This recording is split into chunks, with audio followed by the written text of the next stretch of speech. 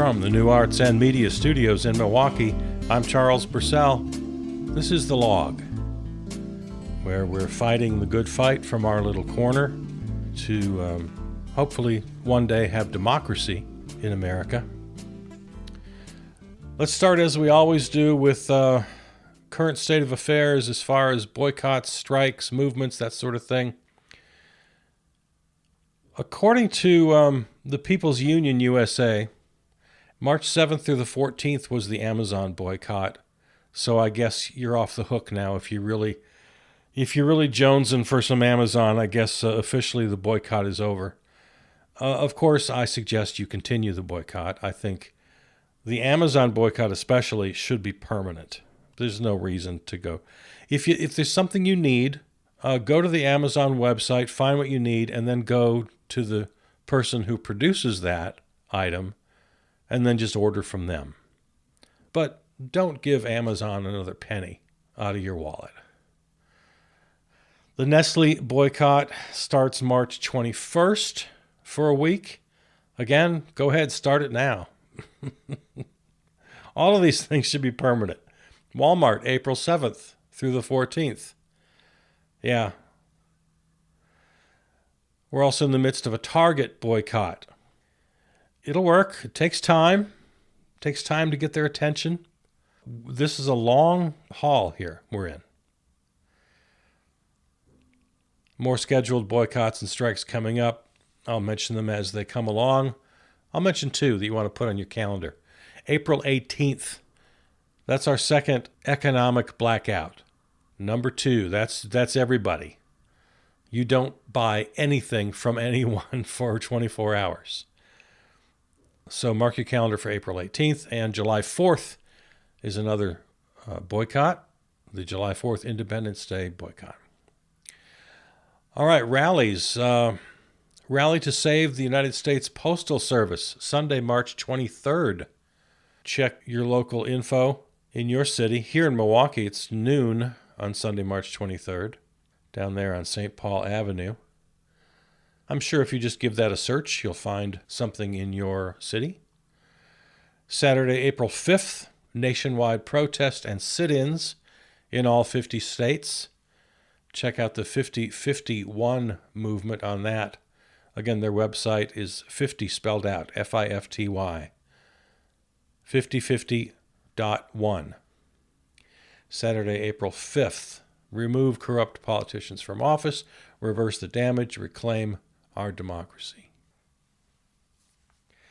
I feel the need to say out loud at this stage of the game, not to fearmonger, because I don't want to do that, but at the same time, I feel like maybe some people aren't really appreciating just how bad this can really get.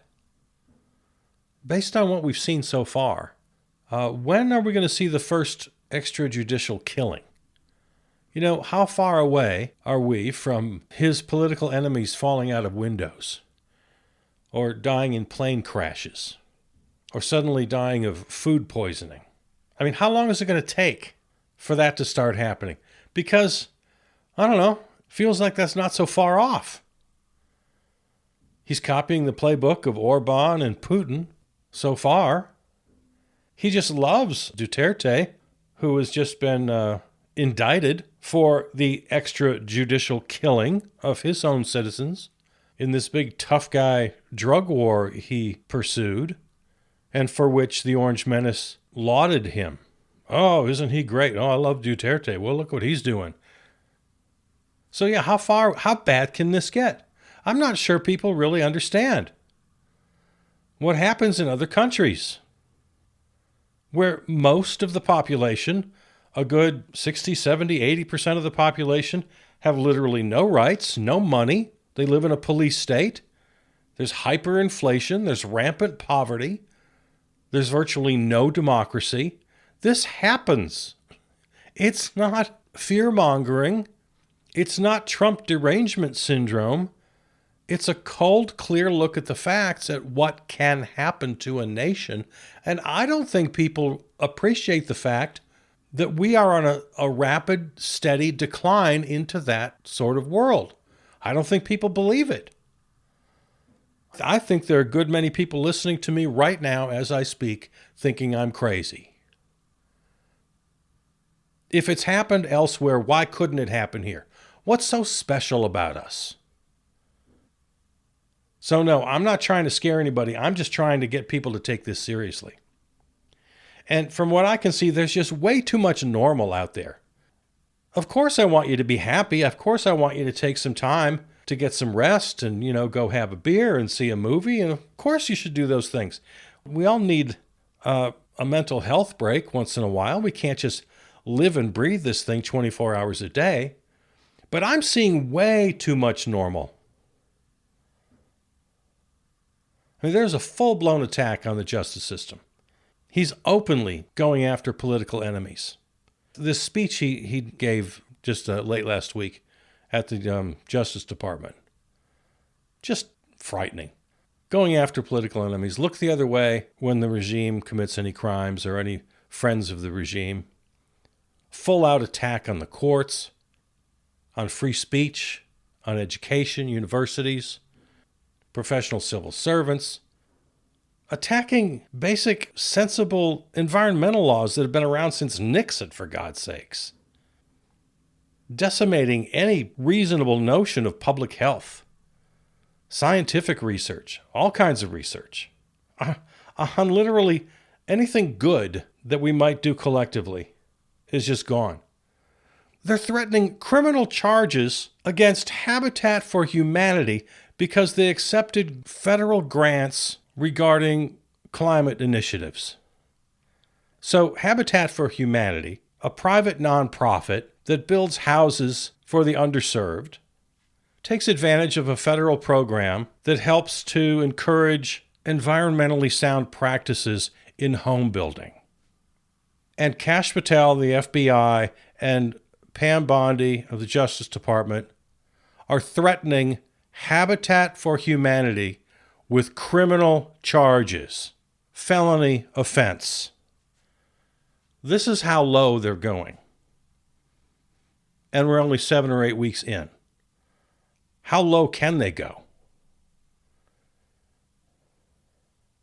The Orange Menace's vice billionaire tweeted on his rancid little tweetmobile that Hitler didn't really kill anybody. It was those darn civil servants that did it. Public civil servants, they're not to be trusted. Yeah, the level to which they've gone is just mind-boggling. All regulations are bad. Privatize everything, including Social Security. There can be no disloyalty. There's no free speech for those who are deemed disloyal. Just label them terrorists. Yeah, anybody you don't like, just call them a terrorist, put them in jail. And it's not only a one-man show here, this authoritarian shtick ruling over the government, but ruling over just everyone and everything. Nothing's off the table at this point. And then you add to that these threats to Panama and Canada and Greenland, which started out as jokes, are now deadly serious. So two things are true. This is every bit as dangerous as anything we've ever seen, and I'm also confident that we can win. I'm absolutely not giving up. We can beat them. I don't want to scare anybody, but we have to take this seriously. So the regime is attempting to silence all dissent, and that's why it's more important than ever to be loud. A friend of mine forwarded me a piece by Ralph Nader asking why so many people are silent. The former presidents, George W. Bush, Clinton, Obama, Kamala Harris, the most recent candidate. Silence, deafening silence. Why aren't they out there every day?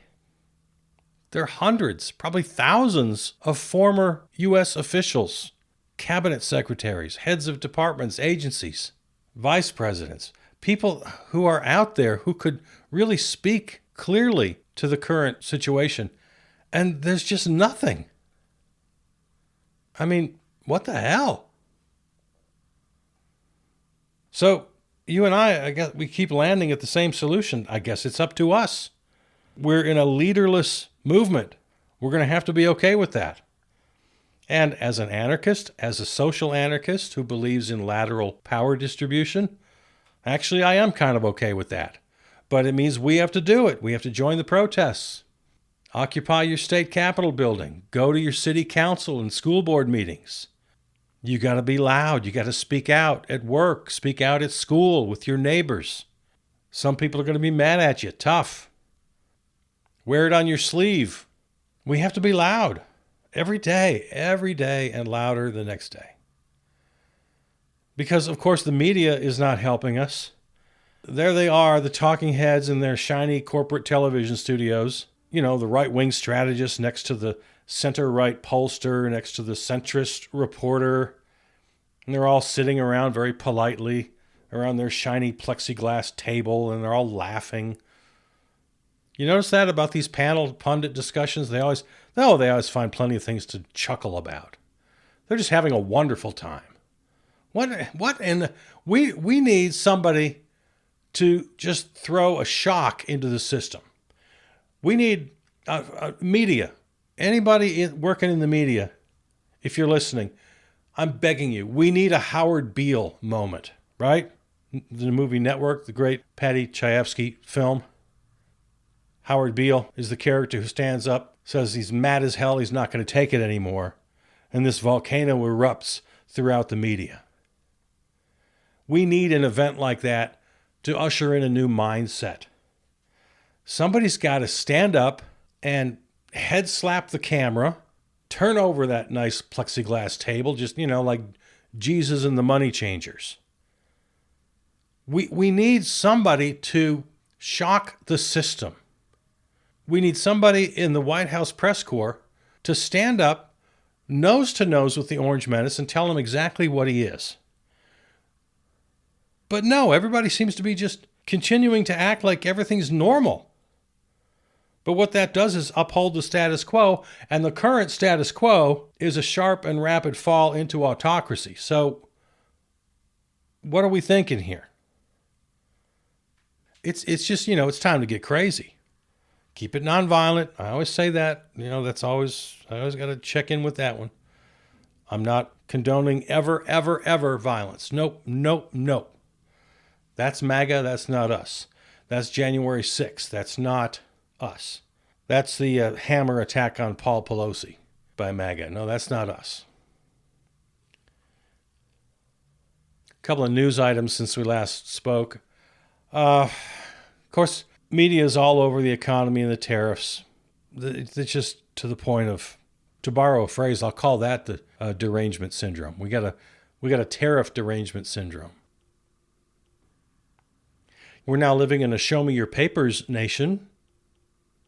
Apparently there's stories of ICE agents all around the country at various airports asking for people's papers.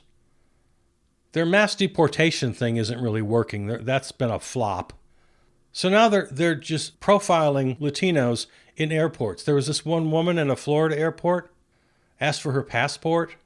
She asked why. He said, because you fit the profile of an illegal immigrant. What? He didn't even couch it in any sort of code. He just said it right out loud. You fit the profile. So this is what we are now. This is what we are. There are a bunch of stories like this. There are ICE agents standing alongside TSA agents at airports, profiling people and asking for proof of citizenship. Show me your papers. This woman didn't even know who he was. He didn't identify himself. She didn't know he was ICE. He was standing there along with the TSA agents, so she thought he was another TSA agent. She just didn't know what was going on. This is the country we live in now. The new administration is just really on the ball here. We had this huge outbreak of tornadoes over the weekend, 40 tornadoes, 34 people dead. If you saw the video, whole neighborhoods just destroyed in this cross-country storm system. Nearly 300,000 people without power across 8 states. And I did an internet search for state of emergency declared, disaster declared, FEMA. I tried all these different keywords. Nothing. I couldn't find anything. So tell me if I'm wrong. Maybe my search skills aren't very good. But is anything happening for these people? Is FEMA on the ground? Did the Orange Menace take a break from his golf game to declare a state of emergency anywhere? What I did find was 1 or 2 mayors and governors doing what they can. And I guess that's the way the Orange Menace and his billionaire buddy now want the world to work. Yeah, mayors, governors, you just take care of things. I'm busy golfing and selling my Teslas. So that's the world we live in now. The other big headline of the week, of course, is Democrats are fighting with each other because Senate Minority Leader Chuck Schumer decided at the last minute to vote for this horrible continuing resolution that the Republicans put forward with zero input from the Democrats. They were not invited to partake in any negotiation whatsoever. So it's a 100% Republican bill filled with all sorts of horrible things. No upstanding member of an opposition party should have gone within 100 miles of it. But John Fetterman, the single worst Democrat in all of Congress, God, please primary him, Pennsylvania. He was the first to announce long ago, oh yeah, I'm fine with it. And then Chuck Schumer shocked everybody the other day, said, yeah, both options are bad, but he thought a government shutdown was even a worse option. But it was tortured logic, and it was a complete failure, a capitulation. 8 other Democratic senators joined Fetterman and Schumer. They should all be primaried. You know, if this forces a transformation of the Democratic Party, that's great. Like I said about the economy, if everything just comes crashing down, you know, maybe that's what we need. We need the Democratic Party to just crash. Because then what comes out of it can be something new, at least. It's just amazing what the Democrats are not doing and what they could be doing. They could be writing legislation. Sure, you can't get it passed, but you can write it. You can show it to the American people. You can show us our options.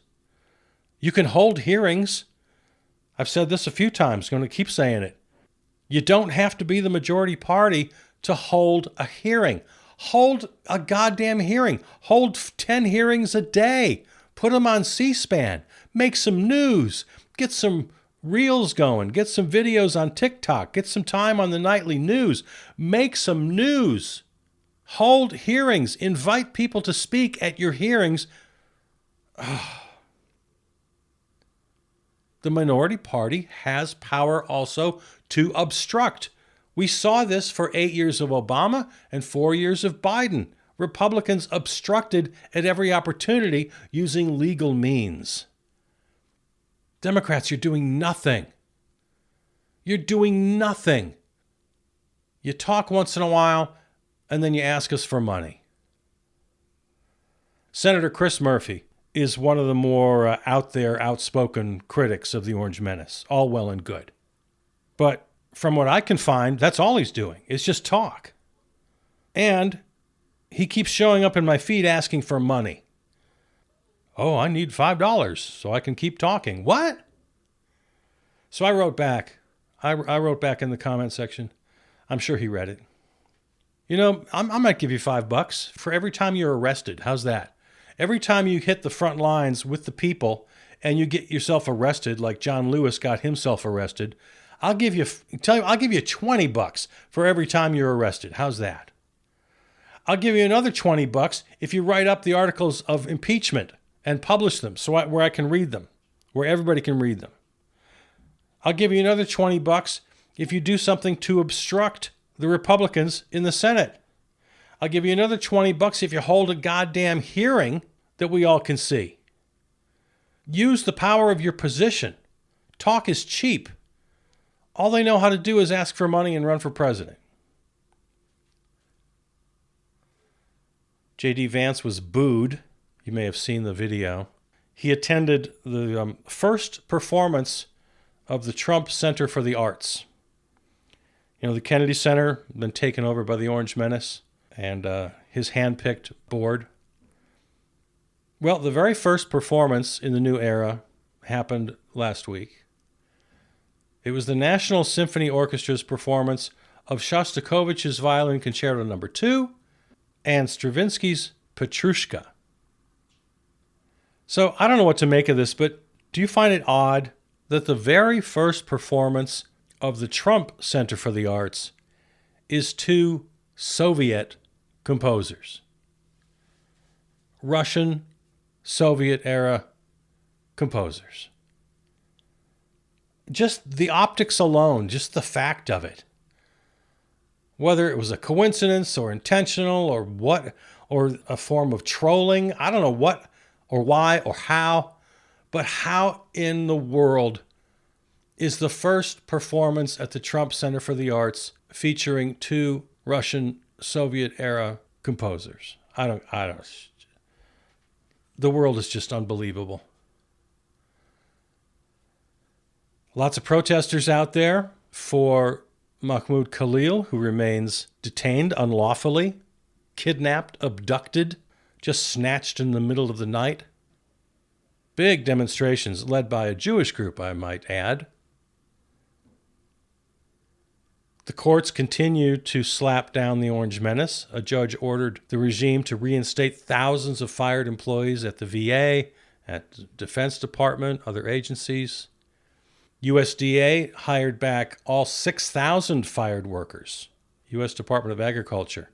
6,000 fired, all 6,000 rehired because the court said, no, you can't do that. Hired back with back pay. I'd like to mention also a headline I saw: no trains, no planes, and huge protests. Strike brings the nation to a halt. The pictures were amazing. Tens of thousands of people in the streets, shutting down a nation.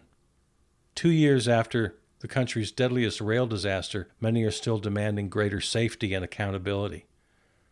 This is one issue. This is a rail disaster. I'm not dismissing or minimizing it, no. But I'm saying it's one issue. It was a rail disaster. It was 2 years ago. They want greater safety and accountability. And the people of Greece filled the streets and shut down the nation. Hey, good old USA, what do you think? Can we be inspired by the little nation of Greece? We're out there. I know we're out there. There was good turnout this past weekend. One event I was happy to hear about: 11 arrested at Chuck Schumer's D.C. office, demanding that he stand with working people. Instead of standing with young and everyday people, Schumer is compromising on our lives and futures, said an 18-year-old who was arrested at the protest. See, this is what you got to do. It's all well and good to go on the streets, and I recommend it, of course, and I encourage it, but get 20 or 40 or 50 people to occupy somebody's office, make a lot of noise, get arrested. Now we're talking. The protest at Trump Tower was also excellent. Hundreds of people filling the lobby, up and down that silly golden escalator. Yeah, you can make a lot of noise when you're inside the building. Those shouts and chants and hollers echoing through a skyscraper, that's pretty good. We got to get loud, man. The dodgy tracker reveals that Musk has overstated verified savings by 92%, or $96.4 billion. So almost $100 billion is the overstatement that he's claiming. 92% of what he claims is not true. That's why I call it dodgy. If you want to check out the dodgy tracker, it's at dodgy, D-O-G-E, .muskwatch.com. Dodgy, D-O-G-E, .muskwatch.com. That's the tracker. It itemizes all the information we're getting from that fake organization and points out all the lies. Trump orders U.S. military to plan invasion of Panama to seize the canal. It's been reported that the military has been given orders to draw up plans. So, we're very near that marker as well. The first time the military is asked to follow unlawful orders. Now, I'm not sure, is it unlawful to plan an attack on a sovereign nation, or is it only unlawful to implement the attack? I know it's illegal to murder somebody. Is it illegal to plan to murder someone? I think so. Pretty sure it is.